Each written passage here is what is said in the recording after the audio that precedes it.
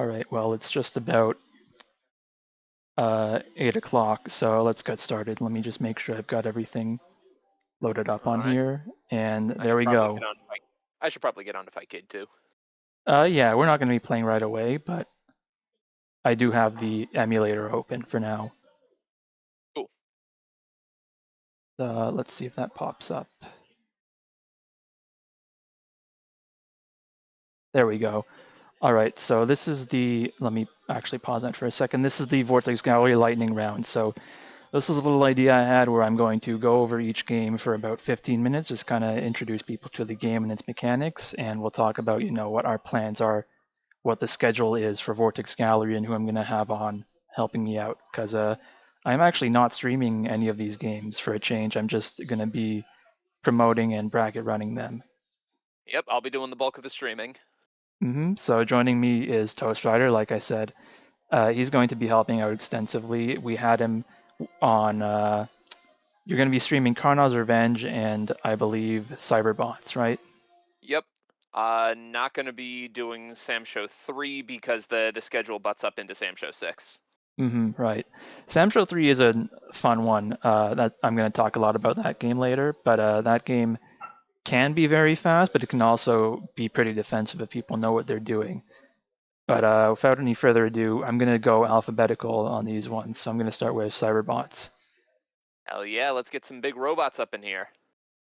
Yeah, Cyberbots, and I'm going to play the intro out, but Cyberbots here is going to be Friday, October 11th at 6 p.m. Eastern. The nice thing is that the Vortex Gallery website, which I should plug here. If you actually go onto the website and hover over the times, and you can even filter it by the allowed regions. All my games here, except for Suiko Enbu later, are going to be global, but you can see it in your own time zone. Now, this being at 6 p.m. Eastern means it's going to be kind of late for anyone in Europe, but anyone in North America, South America, and potentially Asia, it's going to be at a good time for you.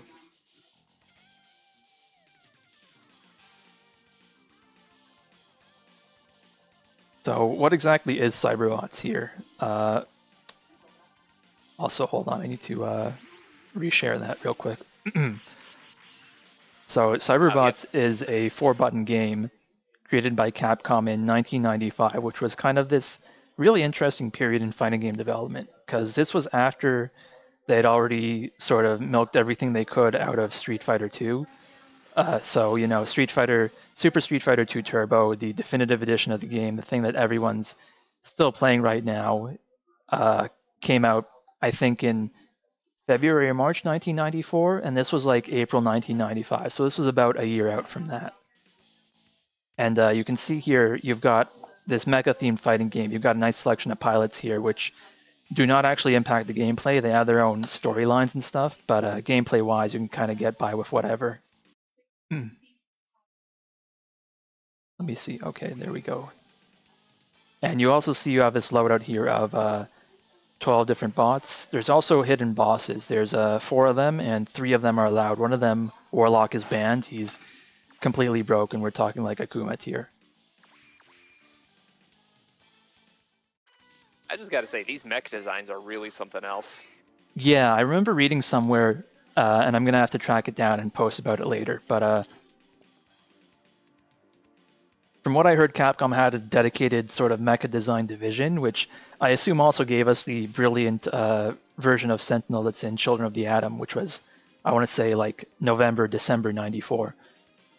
But I can actually bring up the training mode here so I can show the inputs. So this is a very simple 4-button game. You've got light. There we go. You've got light, heavy, boost button, and weapon. So let's go over them. Light, heavy, pretty self-explanatory. You can actually chain light into heavy, and that'll give you some fairly damaging and simple combos. Oh wow, So that did about like 30% for just a quick Magic series. yeah, so that's light, heavy, and that's a special cancel right there. And you'll also notice when I knock someone down, they can be hit. They cannot be hit by, say, a sweep, right? I can't like sweep them. But some moves are designated to hit OTG. So everyone's got an OTG move or two. And you can Is it a also universal kind of thing, like a pursuit, or is it just everybody has a move everyone's somewhere in their kit that does that? yeah, it's a bit of both. So the first thing is you've only got two normals in the air, effectively light and heavy. The game is pretty light on like command normals and stuff, but everyone has a jump 2H, so down and heavy will do that. Most of them are kind of weird, gimmicky moves if you hit someone like standing or whatever, but they usually OTG. Oh, okay. And you If you can, bounce off them like that, can you do like another air normal on the way down, like a oh pogo yeah, kind of for thing? sure, you can do this. You can pogo Okay. multiple times if you feel like it. And you'll notice you can also OTG throw, which is really fun. Oh, nice. Although, on Does the that other work for hand, command grab too, or just regular throws? there's like one command grab that can do it, but for the most part, it's just regular throws, yeah. Cool. I'm going to just record the guy doing this so I can show off the other thing. You can also tech. When I get knocked down there, you'll see that little flashing button pop up, and if I hit the boost button just before I land, then I can tech. And Okay. that'll always move you back regardless of your input. So generally you want to tech to avoid like heavy OTG damage, but if you tech every time, they can still go for Oki with some consistency. I mean, it becomes kind of fuzzy, and that's the really interesting thing. Is like not every bot excels at applying Oki, so sometimes you won't Okay. really go for anything. You'll just kind of follow them and hope to corner them and take advantage of that. But Okay. It's just something that you get used to depending on what your opponent does and what the matchup is and all that. mhm. Now I'm gonna have to modify a setting here just so that I don't have full meter at all times. How does meter work in this game? So you gain meter by hitting people. You'll also gain it even if they block. Standard stuff. But the interesting thing is you can charge. So if you press light heavy at the same time, and this is an old game, it's kind of a tight input, you can hold to charge your meter. And when you have meter, you get access to two different options. You get a super, which is a global 236, 236 input. So something like that. They all vary hugely in like speed and utility and stuff like that. Bloated's got a pretty good one. But the second option is you can press LH again, and you get this kind of defensive shield that you'll notice, especially if I can pause it at the right time. You'll notice it's very invincible. Oh, look at Like, that hitbox. if I open the shot factory here just to advance, it keeps Oh my goodness. invincibility. It's like 15 or so frames. Again, varies by character. But yeah, it's got some vulnerable recovery, but if you like space it out, you might not even get punished every time. But of course, that's, at the cost of your meter. It's your whole meter. You've got one bar. That's it. So The other that's when really, you blow if you are really desperate to get them off of you. yeah, exactly. In fact, this game kind of lacks meterless reversals in a lot of places. Blodia is one of the two characters, I think, that's got one. He's got a proper DP. You'll notice if I do that, it's got some invincibility frames on it. Less on the heavy version because it goes so high up and does so many hits. But the other thing that's really important is you can cancel into the power charge here. So if I do this, you can, make your heavy there plus, and you can link off it. So it's like a much more reserved version of what Guilty Gear Missing Link had going on, where in that game you've got charge cancel infinites that are reasonably easy to do as long as you know about the input, because the input's like a move like DP or 236 plus your respect button or whatever. But yeah, when you know about that, the game kind of opens up a lot. You can charge cancel on whiff if you if you're a little too far for a throw, then you can charge cancel. If you if you whiff a sweep, you can charge cancel, all kind of funny stuff like that. So that was really innovative, I think. Like, I don't know if this game came out before well, no, KOF 94, but I don't know if KOF really had that kind of use for the charge in those games that doesn't here. And the other thing that I haven't talked about yet is the boost button, which obviously serves as a dash button in a game from 95. This is kind of the current topic in the 2020s since Strive added one, and I think Strive was 2021, right, where they added their dash button. I think so, yeah. But yeah, you get one dash on the ground, and it'll expend your boost meter there, but you see it regenerates pretty fast. You can tap it for a quick dash, you can hold it down, and you'll rush full screen. And it'll even carry into your dash normals. Like you can go from here and you can like bash someone with boost heavy and stuff like that. That can really open up your pressure too. If I do like something like this, hold on. Yeah, I just have to get in close enough for the throw, something like that, Oh, nice. or something like. Okay. So this is a very mobile game. It's looking like. Yeah, for sure. The dash seems pretty quick. I know all of these mechs have various kinds of air movement, which I'm sure you're going to be getting into. Yeah, for sure. The standard, which I think 8 of the characters have, is the 8-way air dash, which works on your Marvel, or I guess your Children of the Atom physics, where you kind of hold a direction, you press your boost button. It's a lot easier since it's one button, not 2 or 3 buttons. So you can do stuff like this pretty quickly. Like you can go in for a quick overhead, you can retreat and then go back in. And the other thing is you've got that weapon button that I talked about. The weapon button is, again, dedicated projectile. You'll notice it doesn't do any chip, but it counts as a normal. So you can't chain into it, but you can charge cancel it, which, again, is big for a lot of characters. There's a couple of weapons that are too slow to charge cancel because of the way it works, but they're pretty good in their own right. You wouldn't actually want them to be cancelable. But for Blodia, that means you can like shoot a quick shot that'll take up part of the screen, because he doesn't really have many long range options. Like this is about the extent of it. Like maybe 2 and 4, but even that's like a little less than half screen range. But yeah, you can use the weapon. A couple characters also have specials that use the weapon input. So if I want to load up this state and pick a different character, like I'll pick Jackal, because Jackal's a pretty fun one that has one of these moves. Jackal's a character that also has a different type of air dash. He's got these mid-air jumps. So he's got 1, 2, 3, 4 of them. He's also got an air tatsu, which allows for a lot of fun shenanigans in its own right, because again, you'll notice in that hitbox that it crosses up. And specials I was talking about, you've got 236 weapon and you've got 632 weapon, which starts at a lower height. These are both semi-useful. You don't want to commit to them too much because they've got like 40-something frames of startup, but you'll see how much space that takes up. If someone's camping in the air there, that's a perfect way to defuse that. If you're talking about a bot that's good at stalling, like Riot, Helion, or Super 8, then you'll use that to, at the very least, you'll force them to endure a little bit of chip or, get out of the way. And if they're anticipating that, you can always, you can charge in the meantime. You can just do this to send something lower commitment at them. It's all up to you.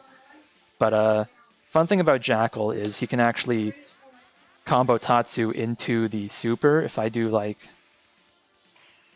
hold on.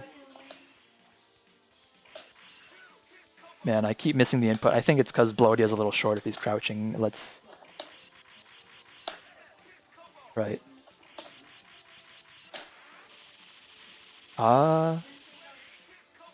There we go. So you heard 20 hit combo on there. So that's a real combo that you can do. Of course, people aren't going to be just getting hit by raw jump-ins, but if you can manage to land a Tatsu and confirm that, that's pretty big damage. You can also do it off his light buttons too. If you can do like something like that. You can negative edge it to make it a little easier, but yeah, that soup is pretty crazy. It's like, it's decently fast. You can see the range on it, reaches pretty far. It actually whiffs point blank, but you don't really worry about that too much. And that's what I mean. The supers in this game, some can be really good like that. Some can be not great. If I want to load up Riot, which will bring us to our last kind of boost type here. And you'll be able to see these guys use the same kind of build. They've got the same head and upper body. Because this game was based off a beat-em-up called, I want to say, Powered Gear in Japan and Armored Warrior outside of Japan. And in that game, you could pick up different arm, leg, and weapons to augment your mech. And that was a really cool game. That it's a Capcom beat-em-up, so it's got a pretty solid game understanding, even if it's not the most, I guess, I don't know, solid system, because it doesn't get a lot of love, but I think it's a really solid game and it's really good looking. So if you like your mechs, you should give that game a try. But yeah, you'll see with Riot, he can hover around, you can move, do circles in the air because you can move in any direction while you're holding down this boost, or you can just give it taps and you'll very slowly use up your boost meter there. And you can compound that by using his air specials, like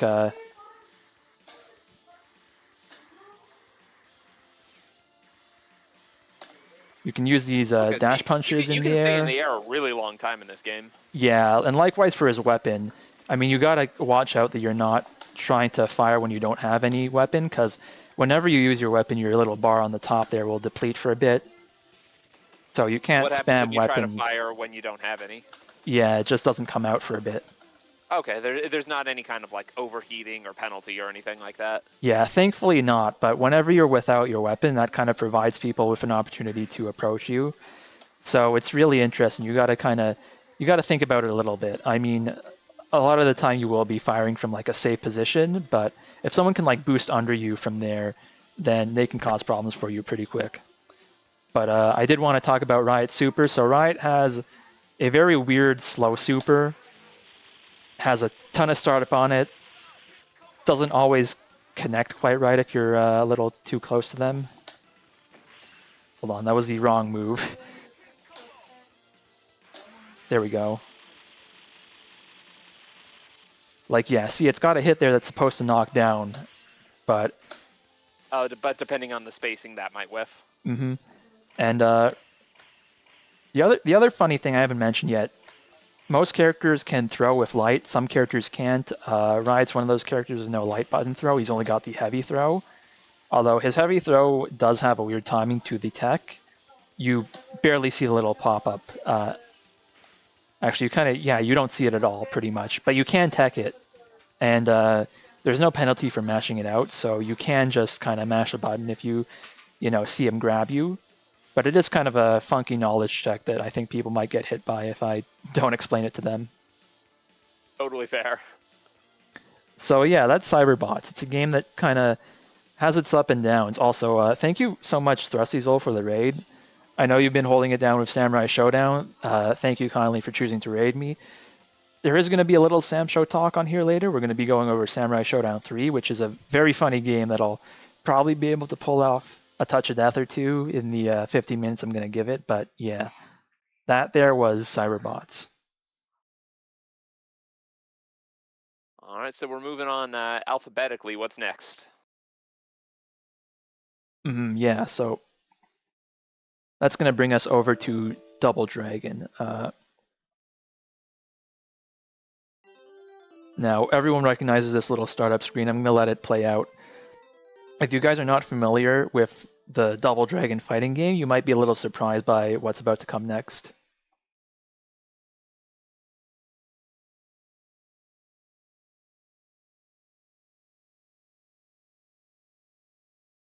Oh, I don't know why there's no audio, but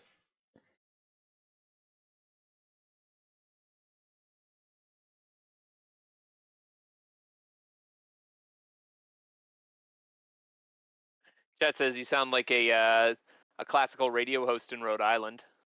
that's it's a very funny thing to say, but I appreciate it nonetheless. Unijor says that's a good thing. Yeah. But yeah, this is Double Dragon, and you might have noticed there, this is actually based on the movie. So Oh, the '90s movie. Oh my yeah, goodness, really?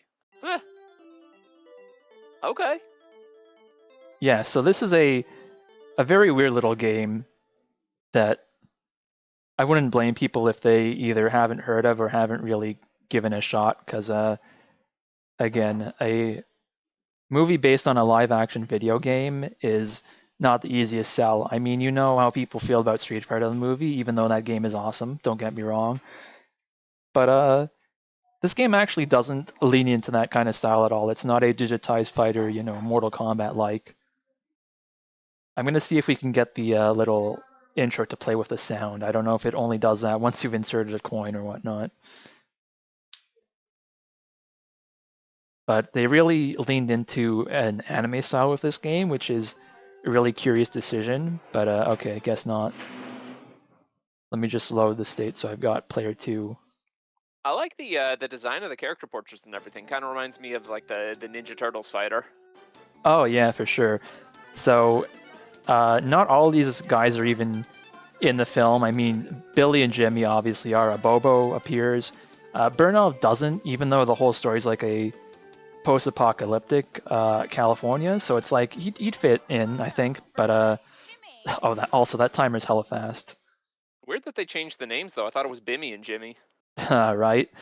Yeah, they despite all the funny stuff going on with this game, they managed to get those right. Amon, Cheng Fu, Eddie, Rebecca, Dalton are all original to this game. They're probably based off some, random bad guys from the games. This game feels less like it's based on the movie and more like it's based on the idea of Double Dragon as a franchise, right? Because this franchise kind of never had a really solid dedicated look, whether it was like inspired by 70s and 80s action films or whether it was like more anime style. They kind of bounced back and forth. They couldn't decide whether Billy and Jimmy were blonde and brunette respectively. So I even mean, Marion, right? back Even back Marion in the is, early days, you could only represent so much detail on the NES. yeah, exactly.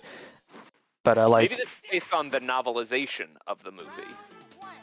could be. I don't know if that's a thing. I have no But idea either. Every movie got a yeah, novelization. yeah, like I'd believe that. Let me just Oh, un is that screen grabs from the movie in the background there? Yeah, so this stage in Oh, that's great. particular just has a movie playing out, which is a really funny bit. Uh, Let me just take a second to remap the controls here so that I'm not triggering the player 2 here. So yeah, even Marion looks totally different from the movie, but Oh, I like forgot about the messed up looking Abobo there. yeah, Jump Scare Bobo is also featured in this game.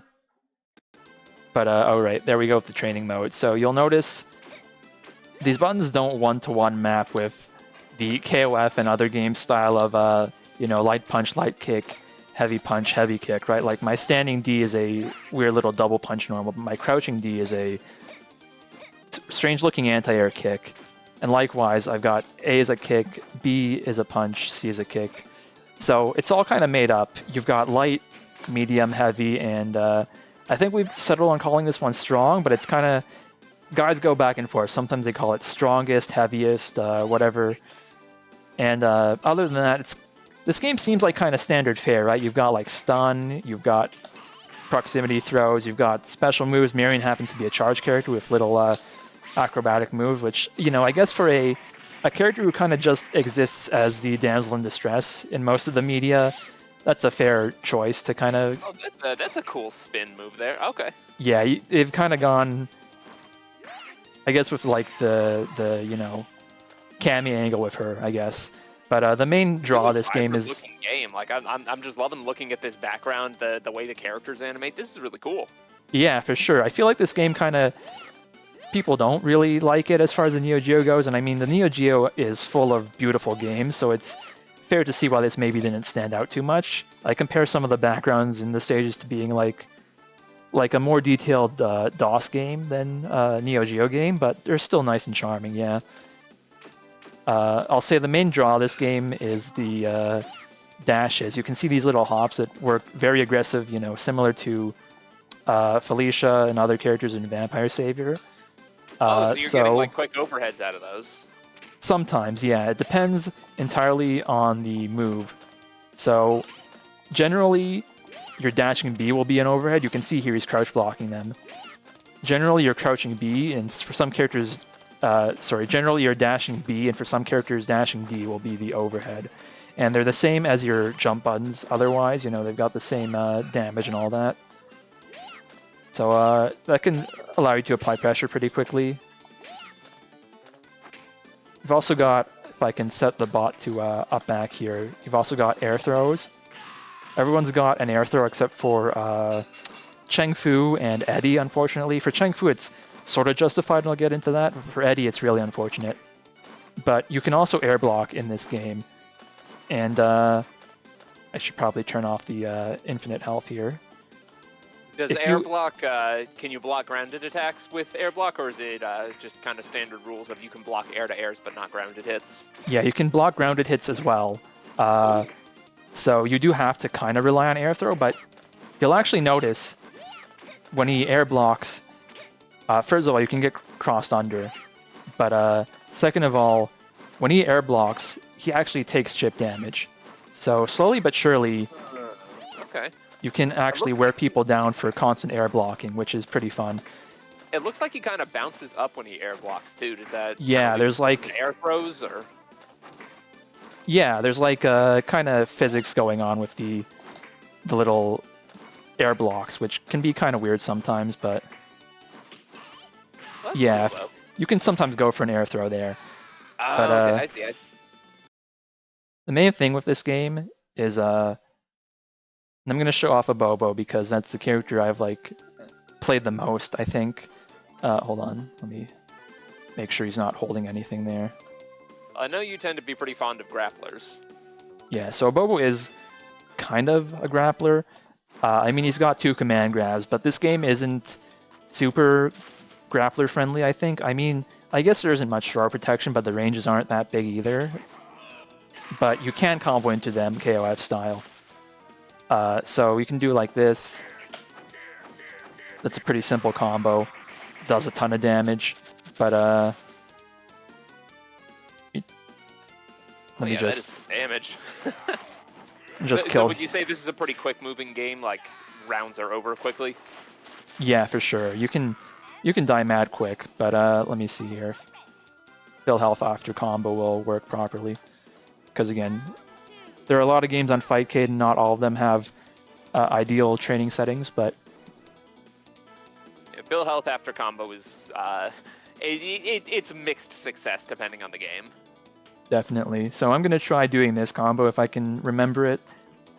It's actually pretty simple. Nope, hold on. That's not it. At least the health refill's working, though. Let me just try and throw him out of the corner here. I think my B throw does it, yeah. Alright. Okay, and there's stuns. Yeah, there's stuns. If you stun someone and it with a move that knocks down, you get to pursuit them. Otherwise, they'll get knocked. They'll get dizzy standing up, which is a nice little difference. Like there, he's stunned standing up. So I can do something like that. Okay, cool. Bobo is honestly kind of crazy in this game, but right,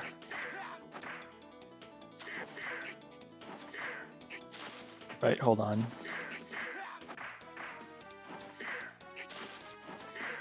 The way he's built is reminding me of Abigail. Yeah, that's. I guess this is pretty much Abigail, yeah. But anyway, here's the horrifying super he's got. Supers in this game, if you've got that full charge meter, which... Oh gosh! Oh no! The other funny thing is that that meter fills up based on your remaining health. So you'll see Jimmy's already got his super because he doesn't have full health. But it'll fill up based on your remaining thing, and it's the same input as one of your specials, but with 2 buttons. So Bobo's got like, he's got this 632, this little chop. And if I do 632 and any 2 buttons, so it can be like, you know, BD or whatever, he'll do this, it's called triple jackhammer. And the fun thing about that move... It's like he's trying to do Karnov Balloon, but he got stuck halfway. Oh, yeah.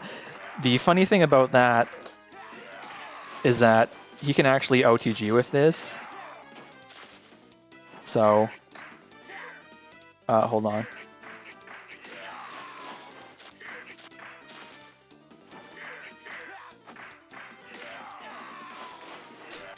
You can OTG with that, which means if he ever stuns you like that, you're probably dead, which is really funny on a Bobo's part.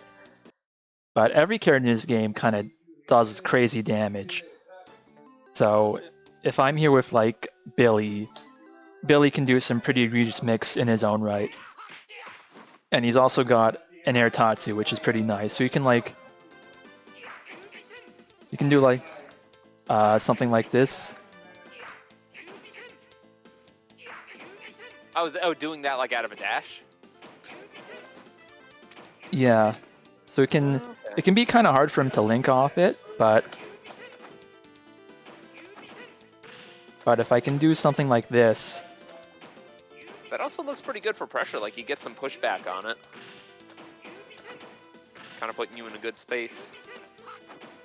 yeah, he can also, his 2A is really good. You can see, hold on. You can even link it into his sweep if I can get the timing right.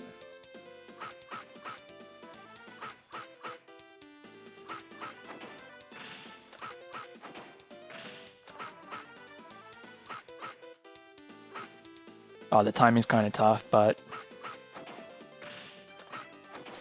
I mean, it's an older game. There's not going to be much in terms of like link buffers.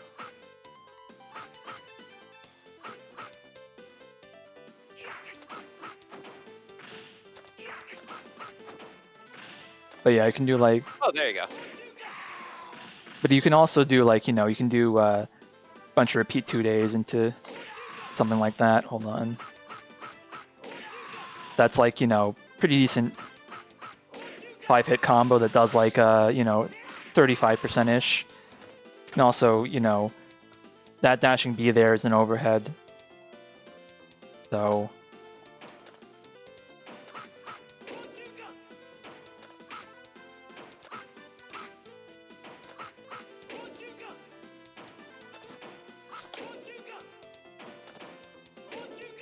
can do something like this.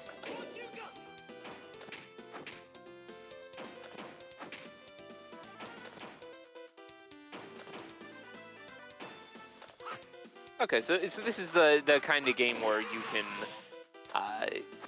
capitalize pretty quickly off of pressure once you've landed that initial hit. Yeah, for sure. Can also do like, his dashing D is a bit of a heavy overhead, so you can do something like that. Let me see if I can get it.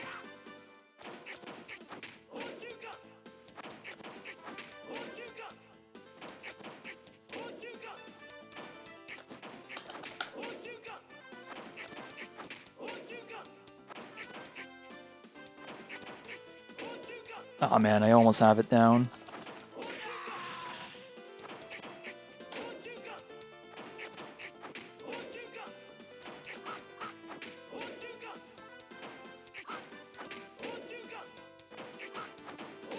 There we go. So you can do something like that. Oh, nice. Also, but yeah, it's a pretty nice, fun little game. Got a lot of stuff going on with it. And the combos can get pretty crazy. Again, there are characters who have got infinites. I'm going to see Cheng Fu's is probably the easiest one to demonstrate with. Would you say there's a decent variety of like playstyles represented? It seems like a decent sized roster for this old of a game. Yeah, there's like, I mean, there's a couple bosses who are banned, but besides that, there are 10 characters effectively. But yeah, here's Cheng Fu that I really wanted to show off. I'm going to do this because I'm probably going to be crossing him out during the combo. If he throws you, he'll do this and it'll stun you. And from that, you can get something like this. Let me try that again. Alright. Let me just remember what the combo is here. It's jump D, close B. So you get like a cross up and then... Ooh, okay. Oh, Yeah. look at that. So this is due to a property that I call, I guess, hit stun carryover, which you'll notice when you hit someone, they get a different size spark based on the little attack that hits them. So like a light attack is like a small one like this, medium's like this, heavy's like that. And if you hit someone with either 2 C buttons or a D button, they'll kind of have increased hit stun for A and B normals. So if you hit someone with more C or D normals in a row, they'll get knocked down. If I do something like this, then that'll knock down. But if I do that, then you know, Okay, they can keep them in hit stun longer. Yeah, so that, you know, standing B will do it. Oh, that's pretty wild. I don't know that I've ever heard of another game doing that. Exactly. It's really unique, but that's kind of the crux of all the combos in this game. The other one here, I think, is you can do dash C. Yeah. Something like that.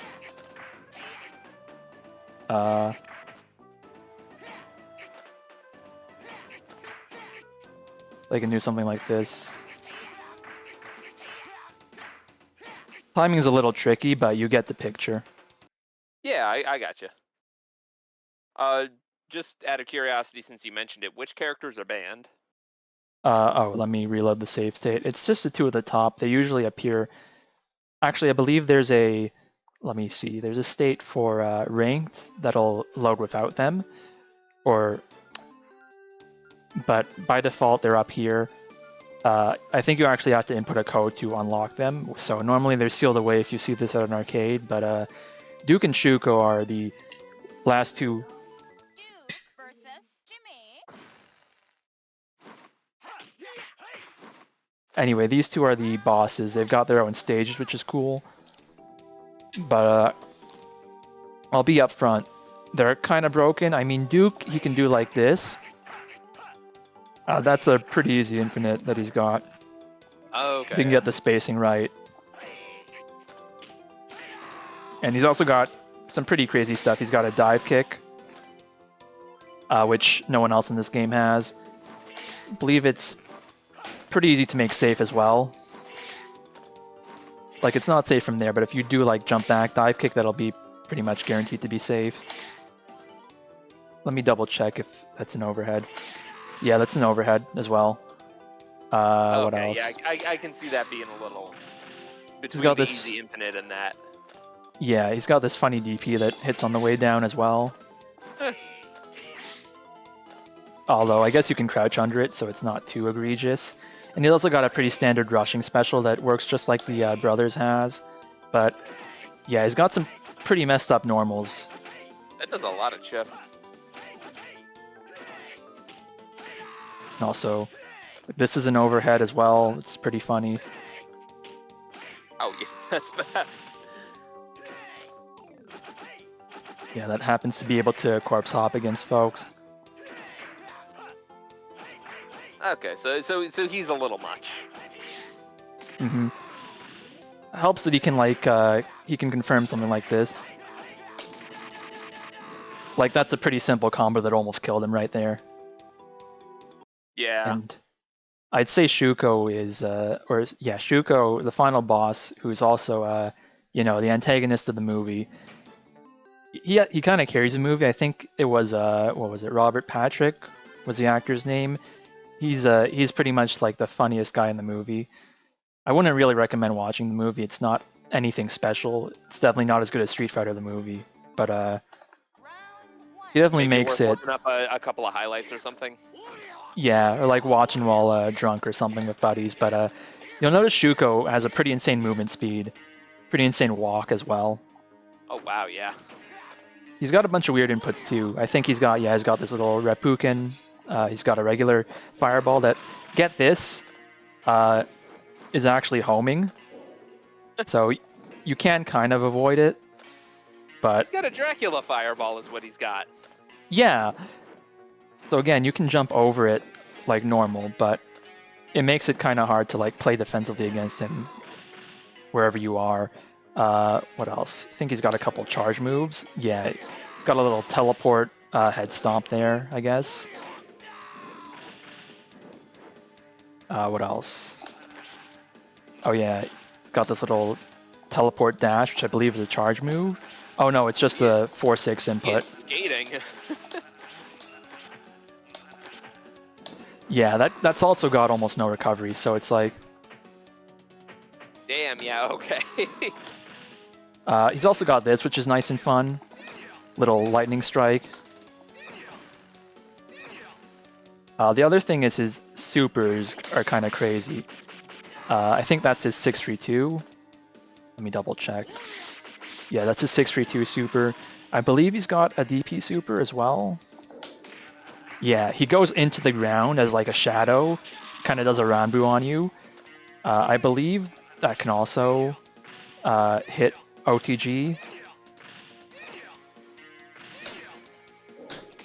Yeah, that can OTG as well, which is just a nice little bonus for this boss to have. I love the mirrored floor effect on this stage, by the way. Yeah, that's like, again, this stage, this game, I feel like they had a lot of faith in their ideas. They were kind of trying to make a Double Dragon game rather than a Double Dragon the movie game, but Yeah, I think just they taking some like visual inspiration from the movie. definitely got somewhere with it. Oh, that's So pretty next, sick. I might have to try to get into this game. yeah, for sure. I'm a little off with my execution, I guess, but Hey, no worries. all right, the training mode's still loaded. Let me double check. Oh, hey, Soulforce, what's going on? Yeah, if you want to try running this game with me sometime, I would be happy to give it a shot. Yeah, this game was something I was really into for a while. Long story short, I ended up having differences with a guy who was also running the Discord, so ended up losing steam. But the game has always had kind of a dedicated community on Fightcade and alternatives such as X Zone in China. The game's actually really popular. I think its room usually has like 100, 150 people in it, which I guess is not that much for China, but it's more popular than like Oh I yeah, think it's more right now popular than I'm like looking at the JoJo's or something. I'm looking at the Fightcade lobby right now. It's got like 20 people in it. That's pretty good. Yeah, for sure. So, I realized I forgot to state the date for Double Dragon. That's going to be, let me look. That's going to be Saturday, October 12th at 3 p.m. Eastern. Hopefully that time slot allows people to join from, Europe and all sorts of different countries. Because, yeah, this game has a really diverse scene. If I go into Fightcade lobby, I might see a flag from a totally new country I've never seen before. I've seen people on this game from India and Bangladesh, from Greece, from Uruguay. It's all over the place. That's going to be streamed by Nutria as well. Nutria's been a friend of the scene for a while. He's been very active with Alex Alchemy and the rest of the Puerto Rico crew. So shout out to them for helping out with that. And he Next up, drew the artwork I use for my Sam Show streams and on my oh hitbox. yeah, exactly. So That again, fantastic Genon versus Iroha one. Really a helpful and talented fellow for sure. So our next game, and I've been, hyping this one up, and I've been promising it. It's Karnav's Revenge right here. This is the game with the best stun sound effect ever. Yeah. I don't know why there's no sound on the intros. I'm gonna restart Fightcade just to see, because this game has a very fun intro that I think needs to be played out.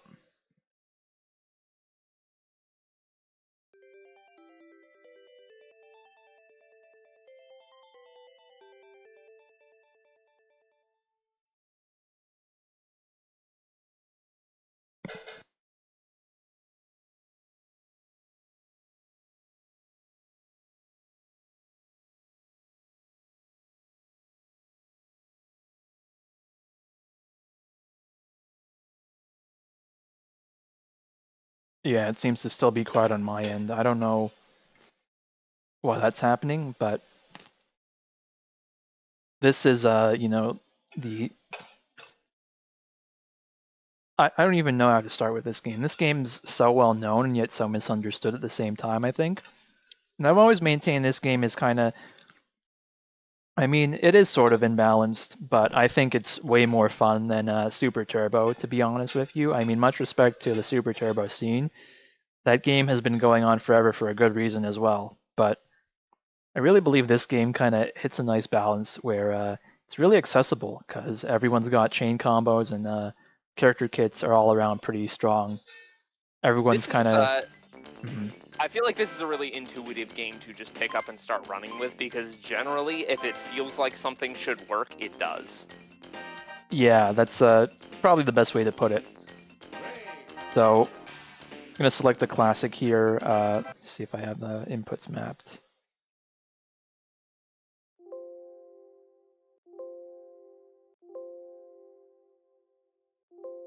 There we go.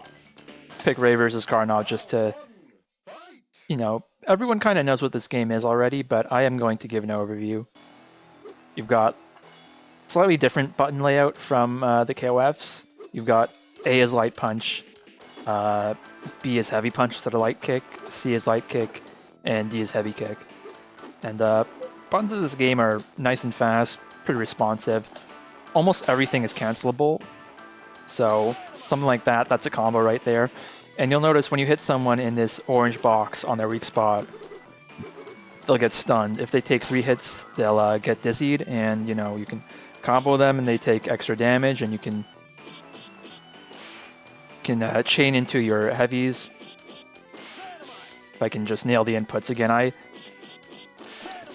have been not playing fighting games enough lately, but it's like if you don't know what to do in this game, you can usually just chain into sweep.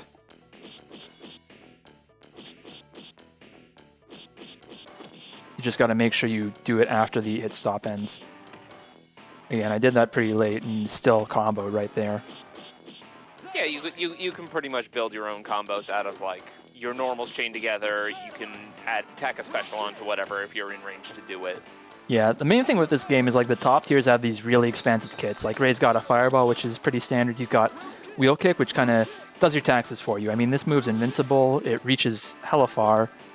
It'll power through fireballs nice and easy. It's pretty easy to whiff on crouching opponents to sneak throws in too. Yeah. And you can do it in the air too as a nice bonus. But the other funny thing about this game is it's got that little player 1, player 2 side difference. So I'm Ray, I'm player 1, I can cross someone up in the corner with the shoulder tackle, dynamite, after I throw them or after I sweep them. You can get into all sorts of fun stuff like that. Yeah, I play Gene in this game. Don't let me get player 2 side or I'm going to have an easier time killing you off of a stun. And yeah, this game is all around awesome. I mean, every character's, even the weaker characters, I think kind of, you at least know what they're going for. I mean, if I take a look at like Ryoko, for example, she's not great by any means. She's got a lot of weaknesses. Her range is poor. Her weak spot's probably the worst in the game, along with maybe like Sam Chai or, depending on who you ask, Marstorius is both a blessing and a curse, but I'd say hers is probably like overall one of the worst. Like, her jab doesn't hit Clowns is really Mizoguchi's bad, weak too. spot, but... Sorry, whose? Clowns. Oh yeah, Clowns. I think Phelan has a similar problem where it's like, well, everyone can kind of hit it with their normals no matter what they do. But yeah. Ryoko's kit, you know, she's a grappler, but she's got one fun thing, which is she can do that, and she can go for resets. Can do funny gimmicks like this. She's got 3 different command grabs. She's got 2 on half circles. So if you do half circle forward or back, if you're very far, like if you're this far, then you'll get Ippanseoi, which is a pretty weak move that at very least gives her a lot of time to go for Oki. So if you're closer, you get that version, which does a lot of damage, but doesn't really let you go for Oki. But this, like... oh, right. Was missing my kicks because I've recently remapped my buttons for this game to get the ABCD inputs, which I'll go over in a bit. But you can do something like this. Oh yeah, when we get to the ABCD inputs, it's probably important to talk about macro use in this game and just kind of clarify that you're not allowing ABCD macros in the tournament, right? Yeah. So, other funny thing Ryoko has, she's got this mashable crouching throw. If you do crouching throw and then press down, down, and punch, you'll get this, which has potential to do a lot of damage. I mean, this is her crouching throw, but if you do that, then you'll get into this hold, which you can mash, and, you know, you can counter mash, too, as a victim to get out of it. So it doesn't do that much damage if you know about it. But still a funny little knowledge check. Anyway, Ryoko, I feel like, is a very popular character too, especially among new players. Like they see her immediately pick her, but then unfortunately she has a lot of problem matchups. Yeah, like she's a fun character design, but it's really unfortunate that it works like that.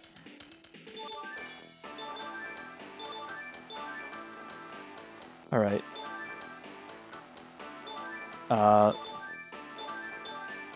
Sorry about the coin spam. Let me just unmap that. All right. There we go. So Zazzy's got a pretty nice moveset. He's probably the best character in the game. I think there's very little disagreement about that. And the main thing, well, first of all, here's ABCD. Here's 100 hands. Most people know about this, but in case you don't, you've got a standard mash hands move here that you can very slightly steer between hits. And requires quite a bit of mashing to keep up. Like if I weaken my mash, but if you press A, B, C, D right at the same time, you'll see there I missed it. If you nail that A, B, C, D input,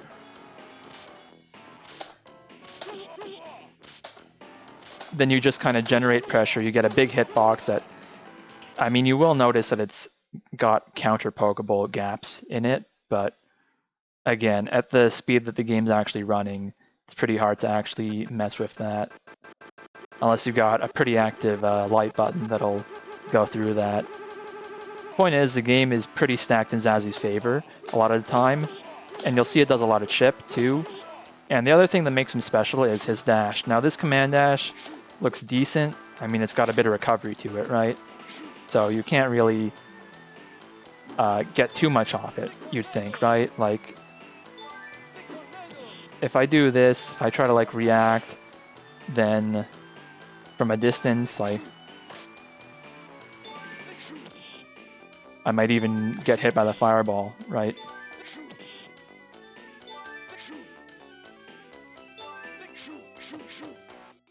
Something like that. But he can actually cancel it into his reversal Hellfire, which allows him to do something like this, which is really useful against fireballs, especially. But it's also only -4 on block, so a lot of characters are kind of hard-pressed to punish it. Like, look at how far Zazzy is. Ray absolutely can't reach with any of his buttons, not even a sweep will reach from here. So that kind of causes a lot of problems in the game, because again, if Zazzy's got you pinned in the corner, unless you've got something like, I mean, Ray Wheel Kick can work, Zazzy Teleport, Lee Dash Punch, but some of the lower tier characters especially struggle against him. Yeah, Zazzy has a lot going for him, and you can also notice his weak point is on the top of his head, and he's one of the taller characters in the game. Mm-hmm. So if I'm Ray, let me just unmap that so I can actually move around. You'll notice Ray cannot hit him with, hold on. You can only hit him with close heavy kick from here. Even his far heavy kick actually won't hit the weak spot. It's just slightly off from hitting it right there, which is really unfortunate. Same for his standing heavy punch especially, like that's not even close, right? By advance there, like yeah, that's aimed at his chest. And for characters like, I'm pretty sure for Matlock, and for characters like Samchai or Karnov, that'll hit their weak spot no problem. And that's the main thing that comes to define this game is the weak spots, really. If you know which weak spots you can hit pretty consistently, then you're kind of in the game there. Because stunning people again will give you a big damage boost. Let me see. For Yeah, a lot like of that characters, combo. they can kill off the stun. Yeah, for sure. You take 150%. So, like that normally does, what is that, 28? It does 42 damage now. If I do like wheel kick, that does extra damage because it'll hit his weak spot there, his neck. And that's really what it's all about. But on the other hand, I'm actually going to make a save state right here so I can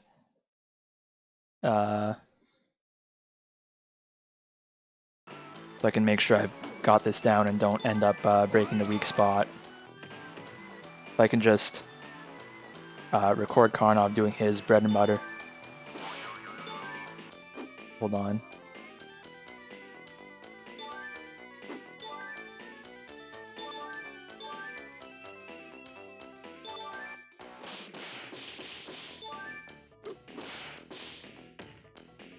You can actually avoid getting hit in the weak spot. There's a thing called, I usually call it hit stun shift. People kind of have different ways of saying it, but like let's say I'm crouching when I get hit here, right? Hold on.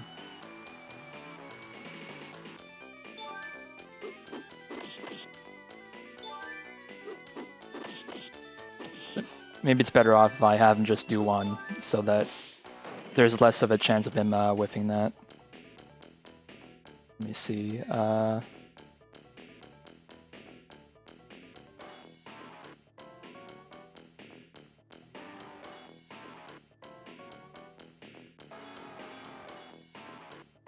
Okay, there we go.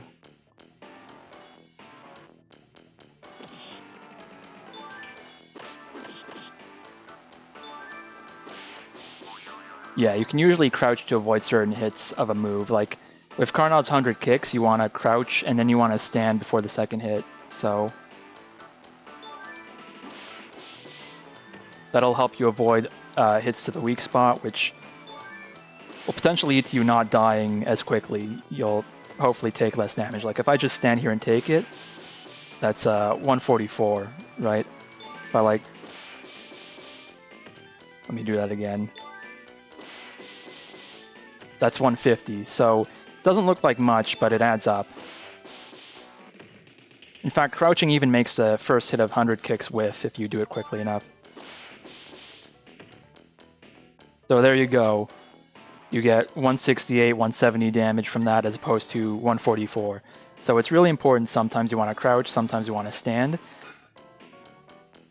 And that knowledge is essential to, you know, being good at the game and not dying as quickly. But even so, sometimes you'll just you'll get domed in 2 interactions because you you know, you got crossed up, you got stunned, and you're already at like 50%. Not much you can do there. That's kind of both the ease and the difficulty of this game, in that the basics are really easy to pick up and get running with. It's not too hard to learn how to play your character, but that means you are sooner getting into the realm of you need this matchup knowledge to survive. Yeah, like if I do this Lee combo, that'll stun right there, and then doesn't really matter how much health Ray's got. This alone will almost kill him. See, that leaves him with 48 health. There's no way, unless you're literally like getting stunned by jabs, there's no way you're surviving that as Ray. So that's the reality of this. Even though Ray is a character who, you know, has a really good fireball to keep you out, you know, Lee can kind of kill him pretty quickly in one interaction. So that kind of balances the matchup in a weird, stupid way where it's like, people like to say this matchup's 7-3 for both characters, like that. That's a good way to put it. Lee does have one ace in the hole that helps him get in against fireballs, and it's this move right here. So he's got what looks like kind of a standard Rekka move, where he's got a punch that you can follow up with dash A, well, dash input. There's no dash in this game, but you know, forward A or forward B. You'll pretty much always want to do B. A does like 2 points more damage, but doesn't really matter that much. B knocks down. But he's also got, in addition to the light version and the heavy version here, he's got 2 extra versions. If he does quarter circle forward back, and you have to hold back for that. There's no going to neutral. You have to hold back. He'll do, the light version goes very short, but it's got a good hitbox. And the heavy version almost goes full screen. Like if you're from here, boom, you've hit them. If they do a fireball, you can snipe them out of the fireball in like, it's got almost the same startup. I think they're 9 frames versus 10 frames. So if you're just guessing, or if you're at round start and you're like, they're going to throw a fireball, I'm going to do this, and boom, you've knocked someone down. And if you're mid-screen against Ray, hold on. Yun wishes he had that kind of lunge punch. Yeah, like even if you're mid-screen. Hey, Scuddy, what's going on? As long as you time it right, you can potentially go for a cross up here. And yeah, he's almost dead there. Boom. It's that easy sometimes. So potentially 1 to 2 touches against this character, or 1 to 2 guesses. And that's kind of, the top tiers in this game are crazy. Everyone from, you know, Zazie, Lee, Ray, Karnov, Jin, Mizoguchi, and Youngmi. Youngmi is also very good, but she's got kind of a defined niche in this game, because the good thing about her is pretty much her fireball. Some of her normals are decent. She's got a nice wall jump for runaway, but her weak spot's not the best. You'll see here, like if I'm Mizoguchi, like my crouching jab hits it, standing light kick hits it, his standing heavy kick hits it as well. So, and especially his Tatsu. That's where all of his damage comes from. I'm probably not going to be able to pick this up since it's well, it's a 2-frame link on player 2, but you can link off his Tatsu. Yeah, like that right there. Hold on. That actually might not be it. The combo counter only works for player 1, but you can potentially touch a Death You if he does links off Tatsu. He'll do Tatsu, you know, light heavy, Tatsu, light into his DP or 412 input, which is that, which does pretty good damage. I believe all 3 hits will also hit Youngmi's weak spot. So again, she's kind of good in the defensive department because she's got TK fireballs, which are really nice. I will. Yeah, Youngmi's fireball can potentially be one of the most, like, one of the more oppressive tools in the game, but it is its strength is directly tied to your execution and your consistency in getting it as low off the ground as possible. Yeah, for sure. I need to tell you about the wall jump as well, like I mentioned. She can do it with, she has to jump to the wall and then does forward and any button she'll be able to jump off, so she can do one pretty quickly into like the air if she just does like that. She can also do a trick where she can get a big boost off the wall jump if she does a jump button afterwards, so she can do like something like that.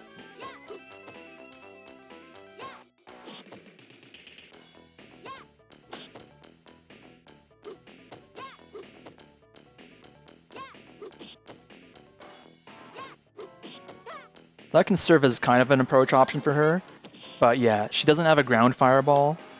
She's got a weird DP input, which is this, which, I mean, it does hit on the way down, but it's not an overhead, and it's the heavy version will whiff on crouchers, so it's kind of a knowledge check that... Oh yeah, sorry, the light version will whiff on crouchers, rather. So if you know about that difference, then you can avoid kind of getting hit by it. You can use your own DP, or you can even use a crouching light punch anti-air, or crouching heavy punch anti-air for most characters. And this version has such a big gap, you can just like walk out of it pretty much.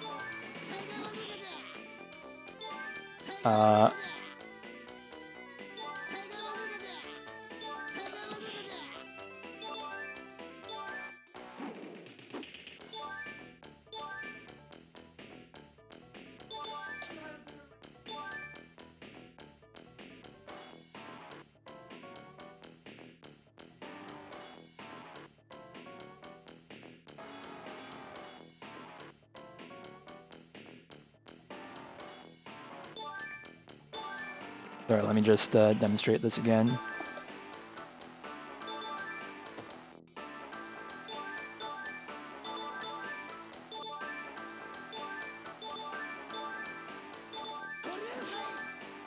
Yeah, if Youngmi does like a heavy version of DP, you can interrupt it pretty quickly. So that's kind of a quick overview of what all the characters or some of the characters in this game do and what you can kind of expect from this game. But it can get really fast-paced.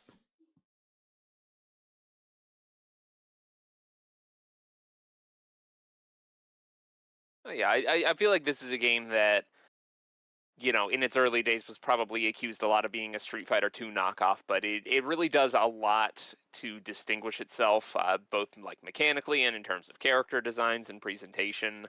I think it absolutely stands on its own. Mm-hmm. All right, let's see. Up next, we're going to be doing Samurai Showdown 3. Let me boot this up.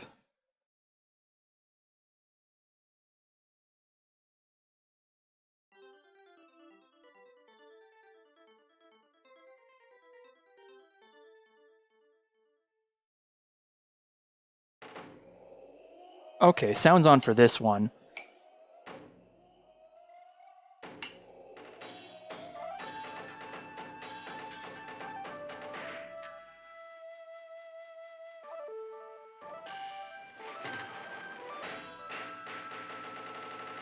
This is such a good looking game. Yeah, Sam Show 3 is very interesting. This was kind of a point, again, this is 1995, so this is a point where a lot of games were finding new ways to focus on combos.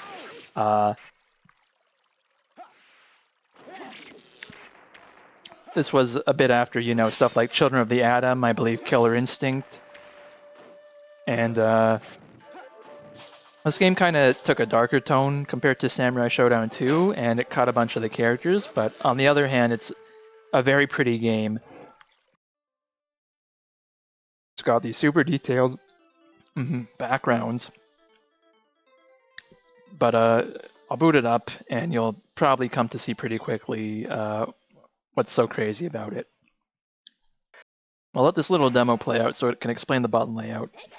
This was the first game after when Sam Show 1 and 2 had a kind of fake 6-button layout where you do AB for heavy slash and CD for heavy kick. This game had, you know, 3 slashes on ABC and a kick button on D. You did have forward D and down forward D for extra attacks, so you didn't totally lose out on things, but you know, it kind of changed the game a bit. So we have that choice made during this game, plus the addition of universal overheads on BC to thank for kind of the modern Sam Show layout.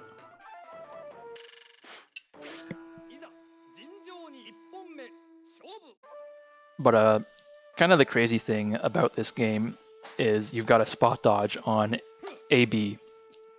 Let me turn on the Lua inputs here. And thankfully this one is actually not a just frame. You can actually be a little bit off sometimes. Probably like a 2 or 3 frame window, but you can spot dodge. It's fully invincible. If I wanted Shizumaru to like throw his projectile like that,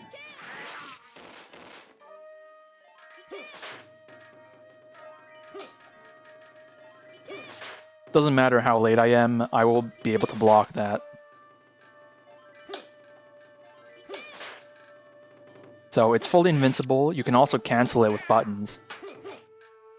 But there is a little window where you can't re-input a spot dodge. There's like 7 frames where you can't spot dodge into spot dodge. So they had a little foresight to keep it from being broken on defense, but it's still pretty good.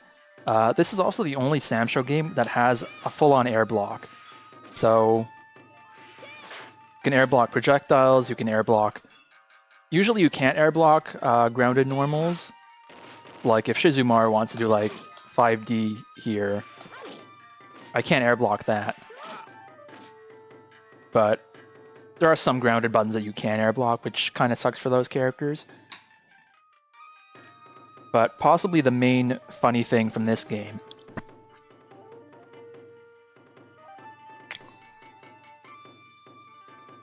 is the addition of Circle Step, which, as long as you're close enough to the opponent, if you press AB, doesn't even have to be forward, although if you hold back AB, you'll still spot dodge. You can do neutral or forward AB will Circle Step. You'll circle around them and you'll be able to act out of it fairly quickly. And this game has a ton of extra hits done on back hit. Like if I do this, I'm pretty sure Shizumaru recovers before Haomaru here. Or maybe he's like close to even. But if I back hit with this, as long as I can get it down here, I'll be able to link off that.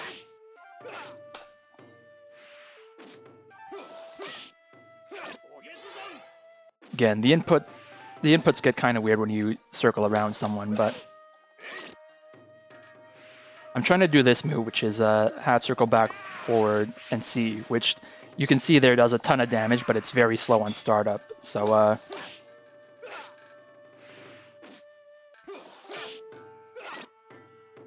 come on.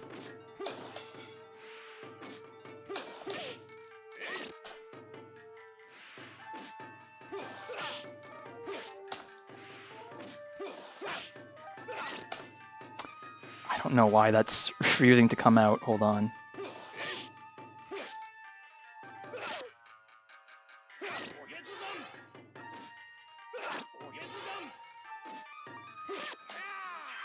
Something like that. You see that doesn't combo on front hit. But back hit gets you more hit stun. Yeah. There we go. So that's a basic combo, and you saw how much damage that does. And you can also combo stuff like... You can combo... Some characters have very fast crouching D buttons that'll combo into themselves. You can even... This actually doesn't work on Shizu, I don't think. Actually, you might have to be far enough from him, because you'll see that this game also has a problem with point-blank whiffing. This game is very jank, but it's very near to my heart. But it's a bit of a hard link, but you should be able to potentially link to DP from light kicks. And that's kind of how Maru's bread and butter.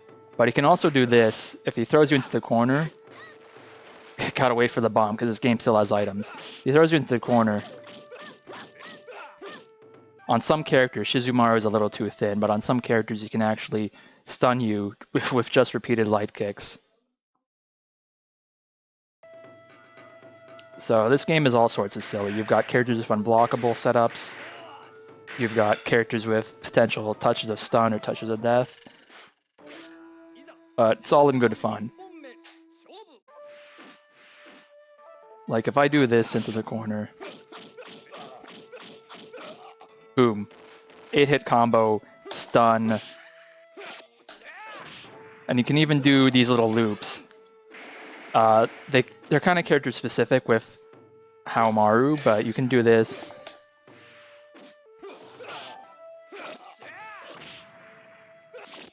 I believe this combo also stuns if he does this. Oh man, I was a little off for that standing C there, but... There you go. There's another stun combo. And yeah, this game is really, really broken, but it's also fun because of that. You have unblockables, which I'm going to showcase here. Plus Hanzo in particular is one of the other... I guess he's like in contention for like top 5 maybe, but there are a lot of really strong characters in this game.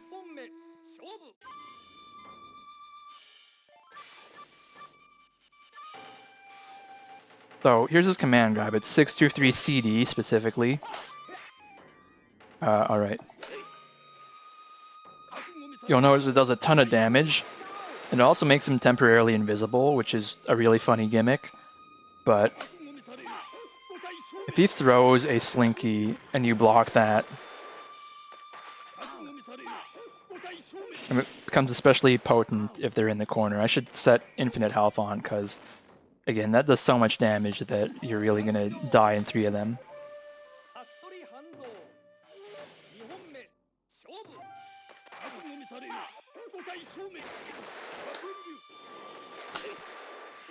Oh, was that a little too short? Hold on. Again, you got to learn the timing a little bit, but... If Galford blocks that, then... You can just command grab him out of the block stun, it doesn't matter. Also funny... Okay, so there is no kind of throw protection against that, like even if you are actively blocking. Yeah, but it's specifically command grabs. Normal throws will not work during this, because normal throws are done with C. So if I'm close and I do C, you'll go into a throw. Throws are actually really slow, the standard throws. They're like 13 frame startup, so sometimes you can just walk or mash out of the throws, no problem. But if I'm like here, let me back up a little bit. You can just go in, or like...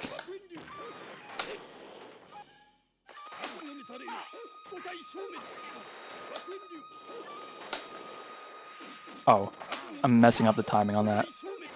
You'll probably be able to see if Galford... It'll look kind of weird when glitch gets pulled off properly.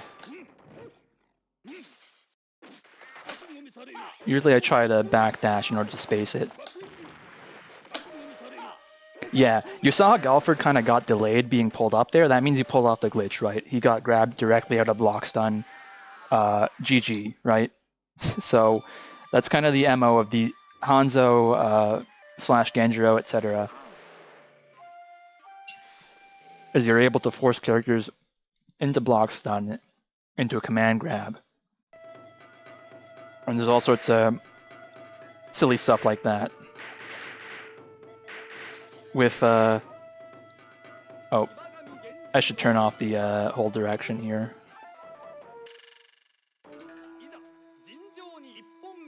Need to actually reload. That upper grade mode is allowed, but it makes you unable to block, so there's no real reason to use it. It gives you permanent, like, full rage, but it's really not a worthwhile buff if people are actually playing the game. Although upper grade only tournaments are lots of fun. They host those from time to time in arcades like Mikado, but that's not going to be this tournament.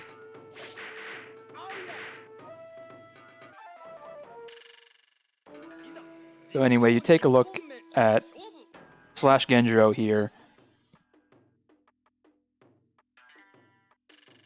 And he's got the command grab as well.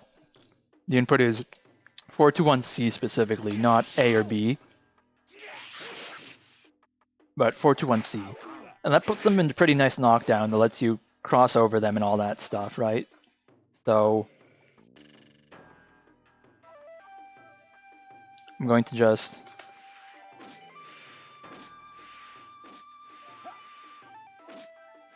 see if this I can set this up properly. You actually can't jump out of that, so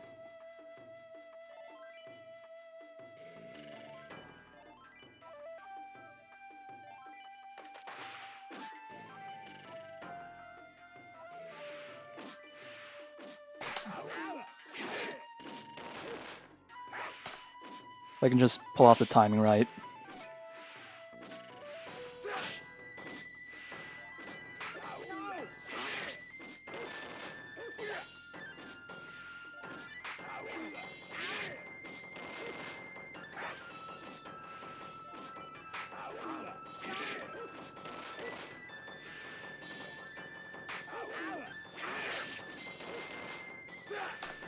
Oh man, I'm a little too slow on the draw there. Hold on.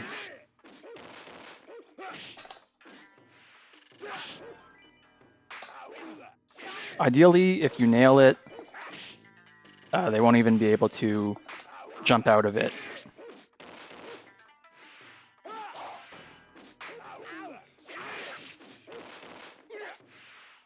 I just have to hit the meaty on that, which shouldn't be that hard. It's actually decently active.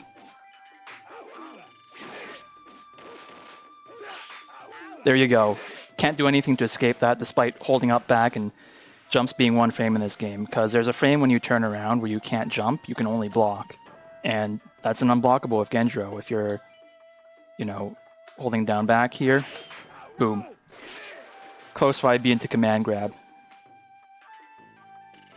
So that's kind of the name of this game here. This is absolutely a game where you can die for one mistake, even more so than most Samurai Showdown games. Yeah, for sure. I haven't even gotten into some of the crazier characters, like, let's see. Well, Genjiro is probably the best character in the game, slash Genjiro specifically.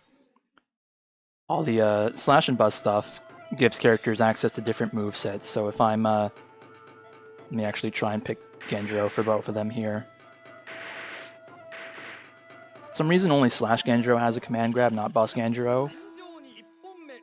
But Boss Genjiro gets access to a different version of his Rekka where he can just do these follow-up slashes as well.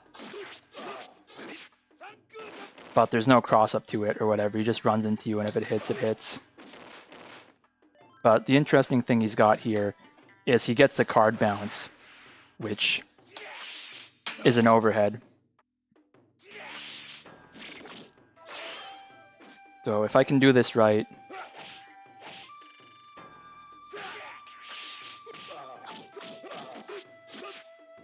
and that's a stun right there, off a potential unblockable situation too. And just to turn off the infinite health so you can see how much damage that does.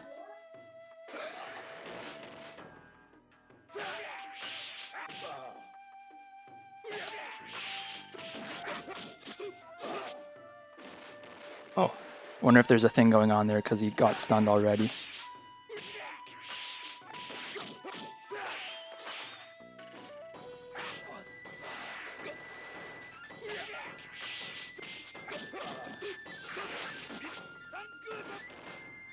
But yeah, if you can, stun someone, then you can just kill them with 2C into Rekka, just like that.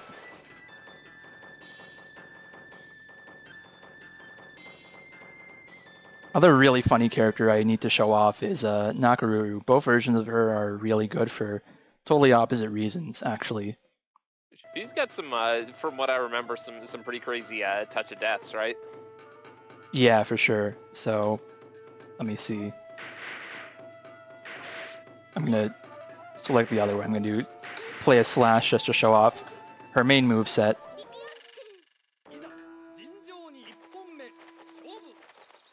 But yeah, this is Nakaruru.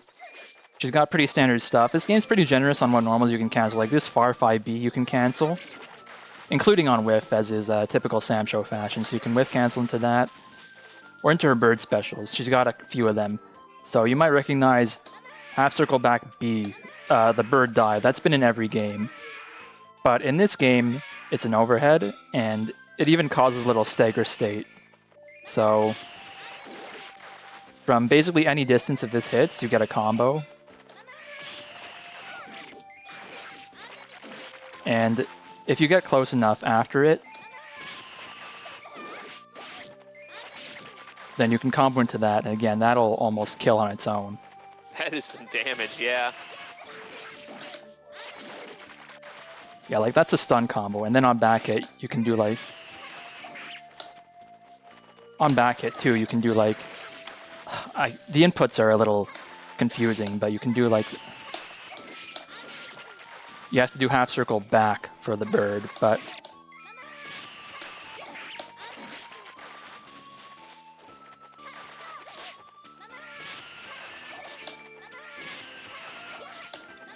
For one of the easiest infinites ever off an overhead.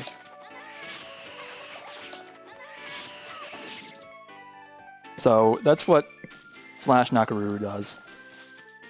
Plus Nakaruru, in direct contrast, I mean, she's still got 2C into Anumutsube as a stun combo, but the thing that makes her kind of silly is when she does 2 and 4D in order to get on the wolf, you can't throw her.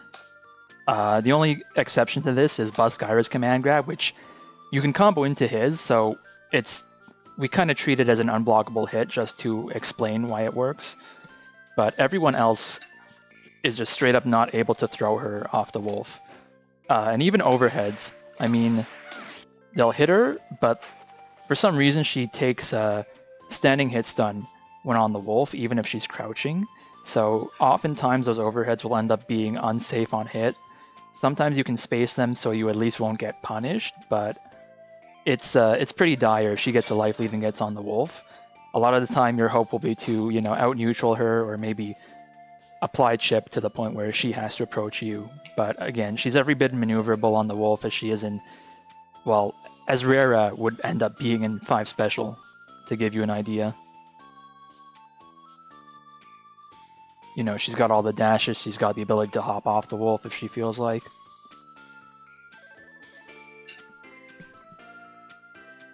Definitely a character for if you're looking for someone very mobile, very rushdown focused. That would make sense to pick her. Other funny thing is that Nako has a very good air throw. The range on it is pretty funny. I think I can get it to hit from almost as far as a jump C. So like, if I'm like, let's say here, yeah, like that's an air throw. From like, you're almost a character length apart, and you can air throw them. You can even, you'd normally whiff, jump C if you do it too far, right? Although it's pretty hard to whiff that move. But what's funny is that if you do forward CD in the air, you'll actually, or on the ground, you'll actually OS a throw without getting anything on whiff for some reason. So if they're up backing, you can just kind of mash jumps forward CD and you'll nail them with the air throw. Of course, doing this will leave you vulnerable unless you're doing it with back. But yeah, this game is full of weird defensive OSs and strong base options like air blocking, spot dodging. But it's also a game with ridiculous touch of deaths, so it's far from balanced, but it somehow all levels out in a weird way. And that's what makes it special to me. It's very jank, but it's really charming in its own way.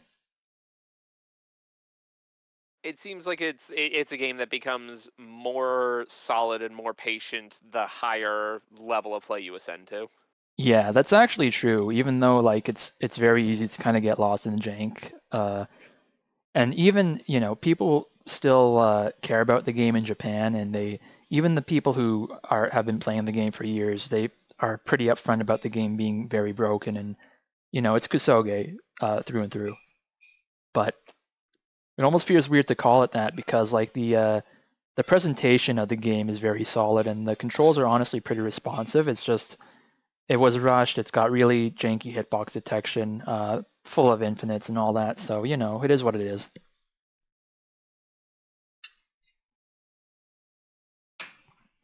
Yeah, definitely give this one a try if you are a fan of the series. There's a lot that you'll find familiar, and there's also a lot to kind of dive into.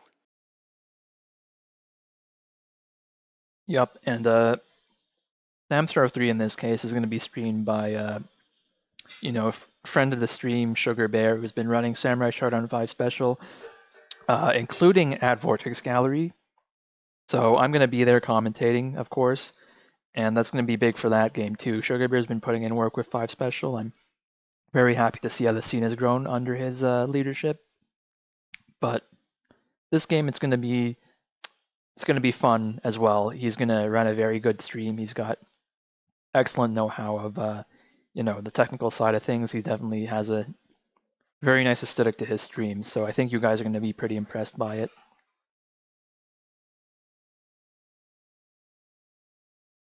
Yeah, absolutely. His Sam Show 5 special tournaments, they're always so fun to watch. I wish I had more chances to play in them than I do. Things seem to keep getting in the way, but Yeah, I feel you on that.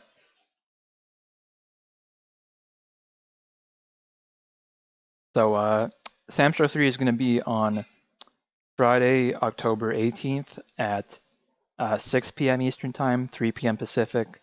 The time slot I chose is going to work out the best for Sleep Mode, a longtime friend who lives in Australia. So it's going to be about 8 a.m.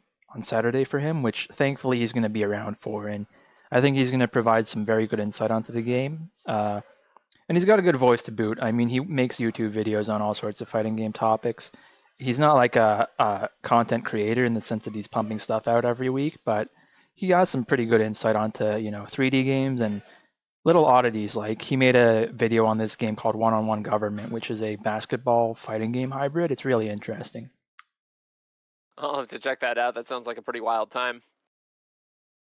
Yeah, I forget if it's a PS1 or a Saturn game, but it's a good party trick.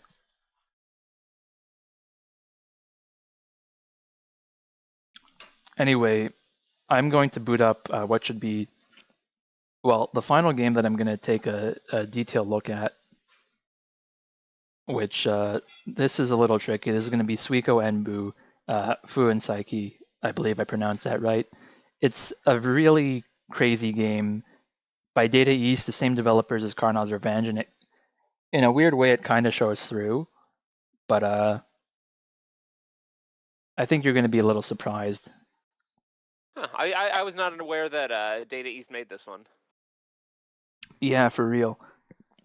I just need to potentially plug in a second controller to open up training mode in this game. It's a Saturn game. It was an arcade game, but it's a Saturn port that changes up quite a bit and has a pretty rudimentary training mode. First off, let me try and pull up RetroArch here. Let me stream that on Discord before I forget.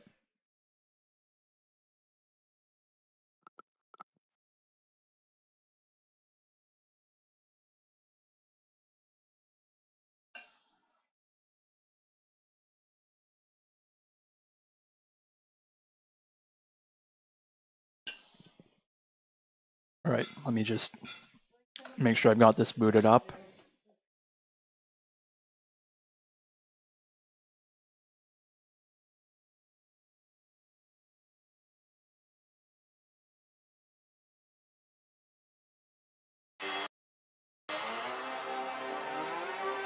Oh, this might be a little loud on my end. Just a second.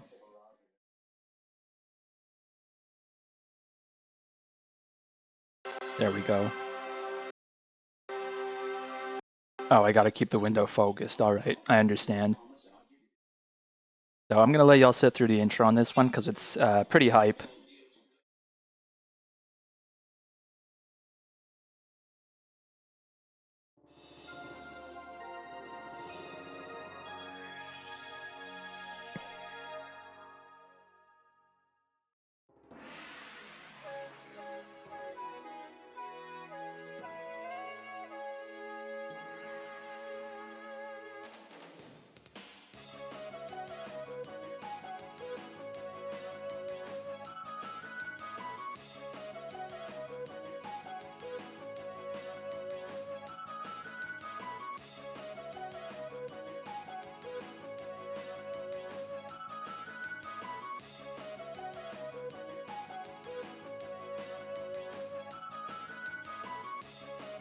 So this is Suiko Enbu. It's a game based on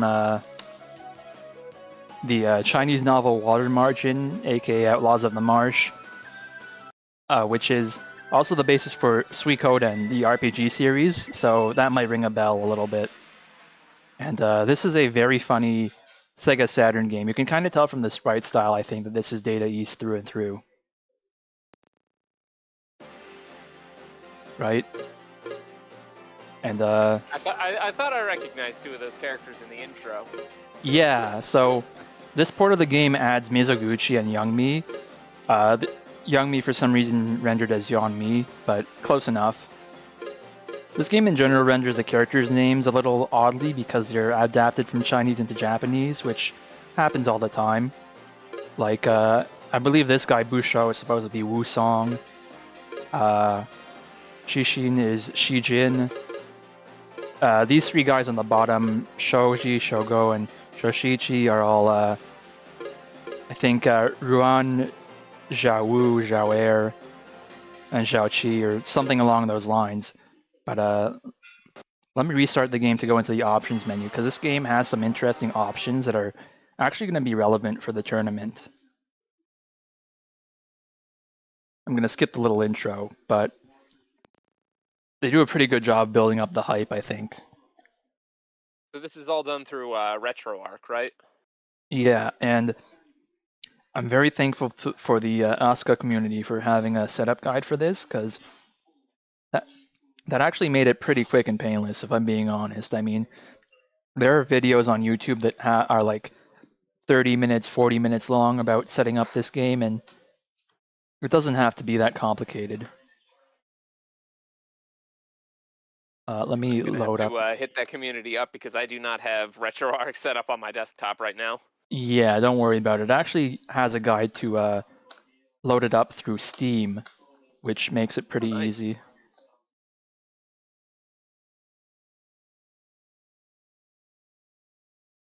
Yeah, let me load my remat file here. This is part of the setup that you do if you follow the guide, which, again, without that I would have been kind of lost. But So let's see, you've got pad control, which seems to only be for the one-player mode, so you should map your buttons in the actual program, not the game. You've got game speed. This is important. We're running on fast speed. This game got slow, normal, and fast. We're running on fast speed. That kind of brings the game up to a more, I guess you could say it's more of a guessing-based game, but that's kind of the fun of it, you know? Fighting games are not meant to be solved. I don't want to get too deep into that, though. Next up, training. Training needs to be off. If you turn it on, it'll give you infinite health and access to desperation moves without being low health for obvious reasons. So this game's got desperation supers. It doesn't have a super meter like most games, which again, I guess, to be fair, Data East's last attempts at supers were just kind of hidden moves rather than a resource, but I guess it's following the Neo Geo tradition of having desperation moves. Next up is handicap. This will open an extra menu where you can change handicap, which you don't want to do. And if you press any button, you'll toggle the what is called special guard. If you tap up or down, you'll turn it on and off. And you want it on. That would require kind of a video of its own to go over. But if you input a crazy input, I think it's like 8284, you'll get kind of a glowing effect on your character, and that makes you invincible for a bit, and it can be used as a reversal or as a combo breaker. It's got all sorts of interesting properties to it that are kind of unlike any burst or what have you that I've seen in any other game. Although this game's also got juggles, which will, kind of be protected from being bursted because this is only available on the ground. But it does kind of complicate, grounded combos and potential Oki and stuff like that, which is great because characters in this game have very oppressive toolkits. So I jump out of there. Also, this game has incredible music. Hold on, let me get through a couple of them.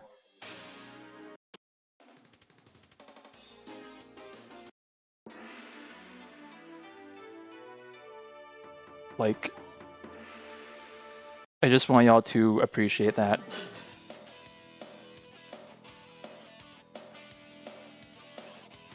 Yeah, that's pretty nice.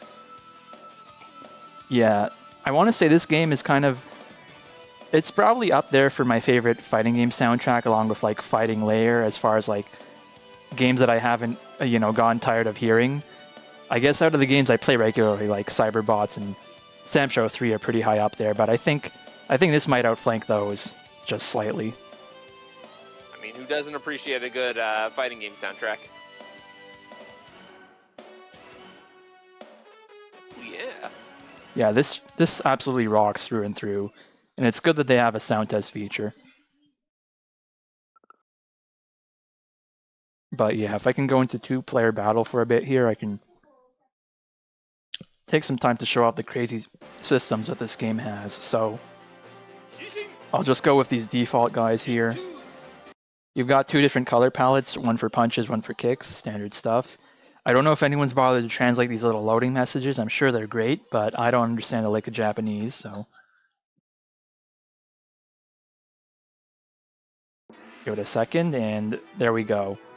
Now, this is a game you'll probably need a move list for, and I unfortunately can't show inputs on RetroArch. There's probably a way to do it that I don't know about, but you've got 6 buttons. You've got light, medium, and heavy punches, which act as weapon normals. You've got light, medium, and heavy kicks. You can generally chain your lights, or at least your light kicks.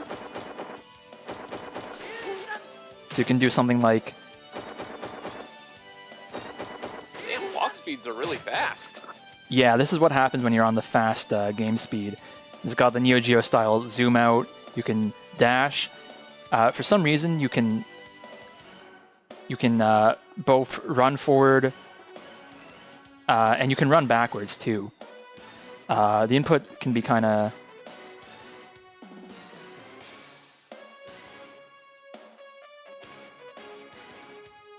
Sometimes if you do a forward run into a back run, you'll get it. But you can also hold down light kick, and if you do a back dash, you'll actually get a back run instead of a forward run. So that's a funny little feature that, you know, only like, it's kind of like Dan or Whole Horse and JoJo's where you got a little back run, but everyone's got it. And that'll help you, like, you know, you can go and space your, you can kind of back run and space your heavy normals, your medium normals if you want. But this game's, yeah. So I accidentally did that because I was holding down medium kick. If you do both mediums, medium punch and medium kick, and you don't have to like just frame it. You can just hold medium punch and then press medium kick, and it'll drop your weapon, pick it back up, nice and quick. Is there any advantage to doing that, or is it like a taunt? There actually is.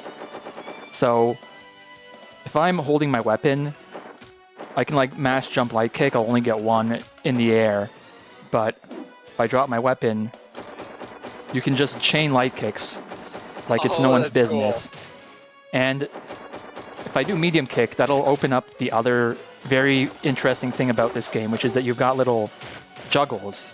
You've got little like spin out juggles. You've got like wall sticks, which are actually possible to tech. I believe if you hit 6, regardless of your position, which that's probably unintentional, but if you hit to the right, regardless of whether you're on the left or right, you can actually tech the wall splats. But if you wait for them to slide down there, then you can possibly restand if they miss their tech. So if I do like standing heavy kick, then I can do something like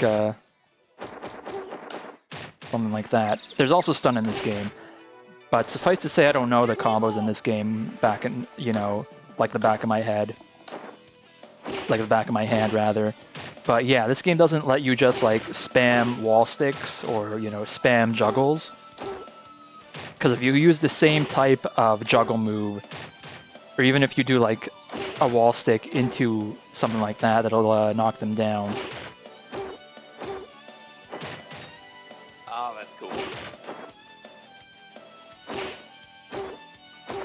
Alright, I gotta get this game set up. This looks so fun.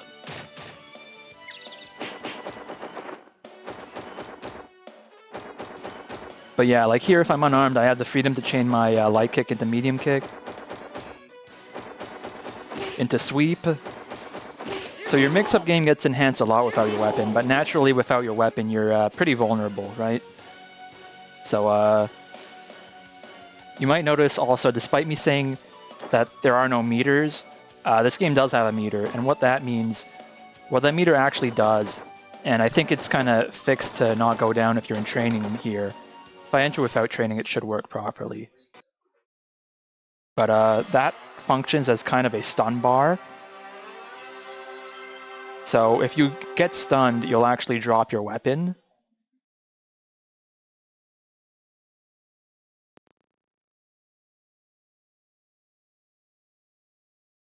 And so sometimes you can find yourself unarmed and in a pretty bad spot.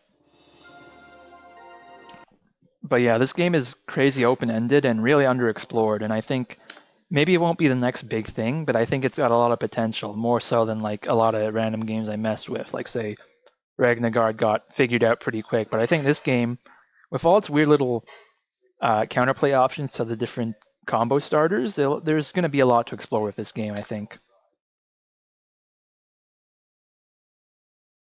So let's go and boot up 2-player with same characters again.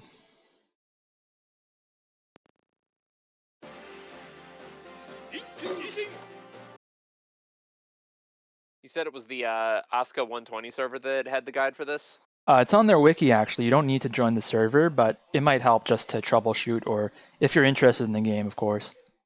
Yeah.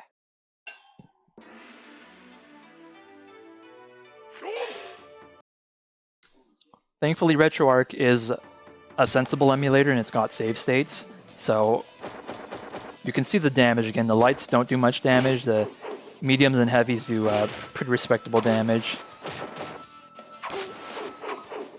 And yes, some moves have different angles they send at. This jumping heavy punch kind of does a ground splat, which will, you know, you can see I just spammed a bunch of heavies, and those still did pretty big damage on their own. It's still like a game made by Data East.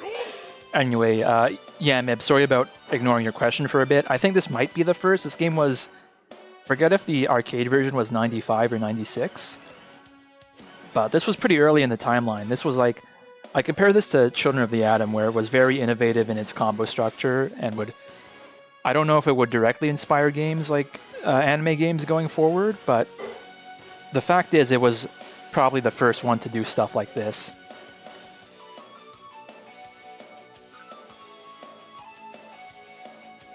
Let me see, what else have I failed to go over?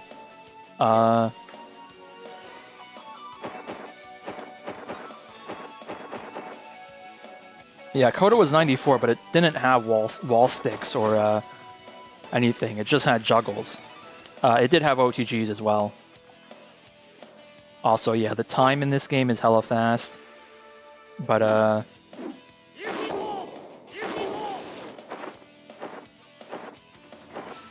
anyway, aside from disarming yourself, there's another way to actually disarm yourself. If you press both heavies, heavy punch and heavy kick,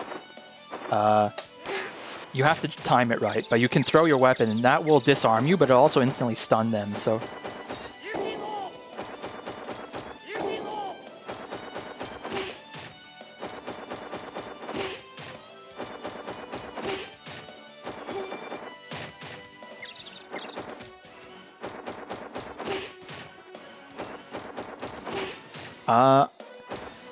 Yeah, you're able to combo into weapon throw, but the important thing about losing your weapon is you actually lose it for the next round as well. You'll see here I am unarmed, you know, no sword in sight. So, if you're spending it, you better be pretty confident in your unarmed moveset, given characters will gain new specials when unarmed. I'm actually not sure if Shijin has any.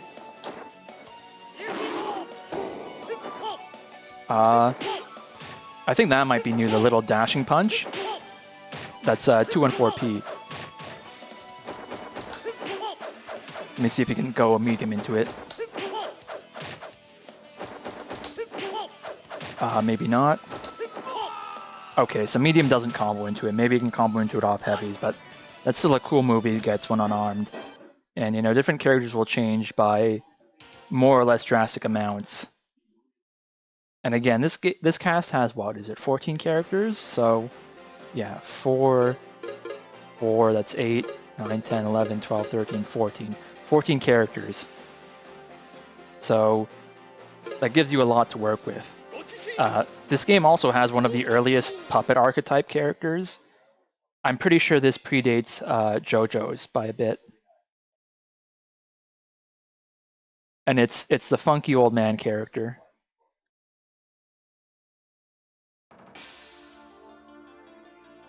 He's even straight up got like a stand. I don't know what this guy's name is, but he's really cool looking. And if you do stuff like 236P, he'll toss you like that. 236K, he'll toss you low. You can send him to attack. Oh, that stand looks so cool. Yeah, definitely. This guy also has the potential to set up unblockables, as I've heard, but I'm not totally sure how it works. But he's also just a funny old guy in general, so he's not a hard sell. Now, here's a funny thing, Mib. First of all, I want to demonstrate Rochishin's unarmed moveset. So normally, he doesn't have a quarter circle forward, or rather, he's got a DP, I believe. Oh no, that's a half circle forward. He's got this half circle forward weird air ball that he can hold for a bit. But if he gets unarmed, oh, it's a quarter circle back, he gets these little ice ball that'll freeze and potentially start a combo. Although on this guy it's not too effective because he's pretty short even if he's standing. But yeah. Goes to show you how crazy these unarmed moves can get.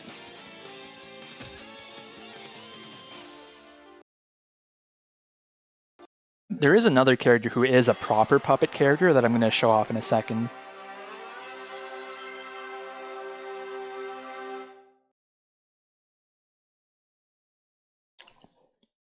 But yeah, this game is probably going to provide the most hours of, wow, you can actually do that. And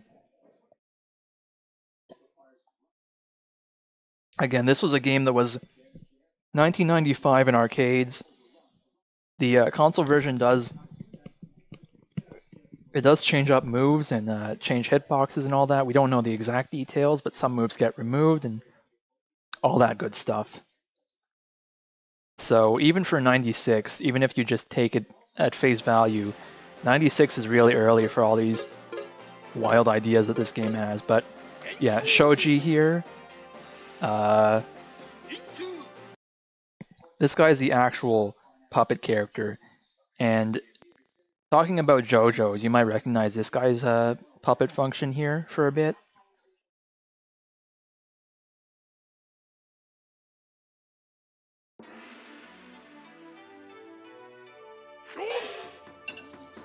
It's Nadul.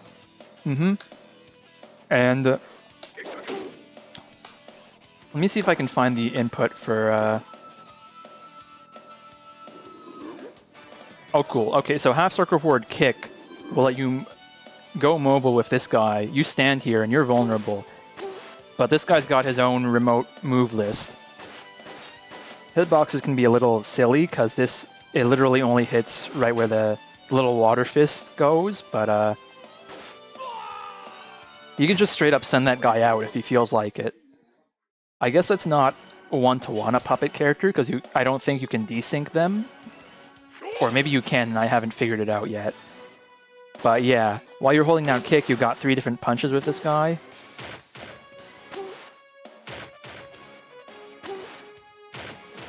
Let's see if I can juggle into this.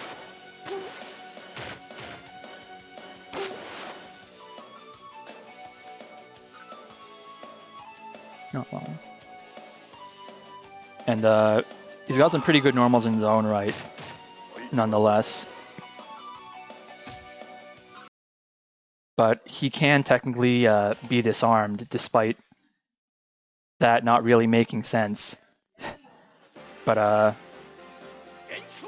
I'll boot him up again, and I'm actually cutting it pretty close, so that's probably going to be the end of this for now, but I appreciate everyone coming to check this out, and I hope to have more Suiko Enbu stuff to show off soon.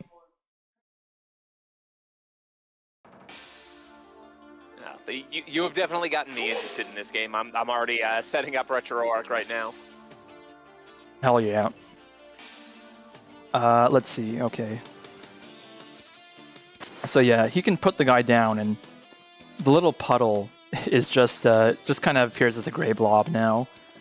He's still got moves without him. And in fact, you can even cancel his buttons on whiff. I believe this applies for all the characters when unarmed, but you can do funny advancing normals like this.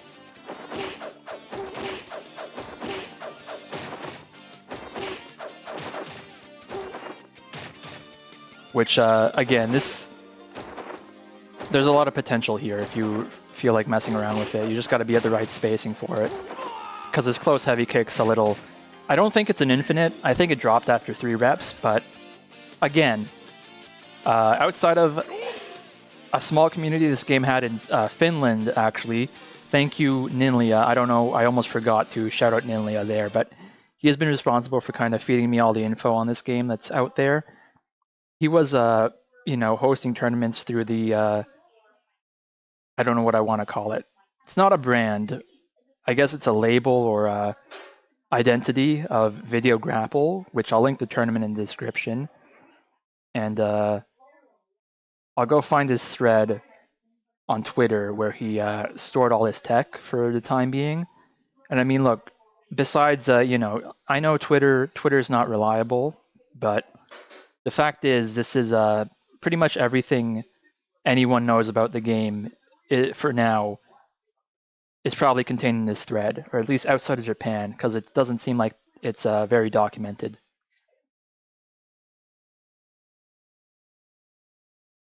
Well, So maybe if things take off, maybe that'll change in the near future. Yep. Let me see. He should be able to throw his guy too. Yeah, you can just send the guy at them as a little ground wave, and that'll stun them, and then you'll be unarmed again. So yeah, even this guy has to play around the weapon system. And to close that out, I'd say like I don't even know how I describe this game without going into like a whole paragraph long tangent. So I'll just say it's kind of a exploration of ideas from X-Men: Children of the Atom to Ninja Masters Hao Ninpo Cho. That culminates in a very weird proto-anime game. Or in other words, it's anime fighter's history.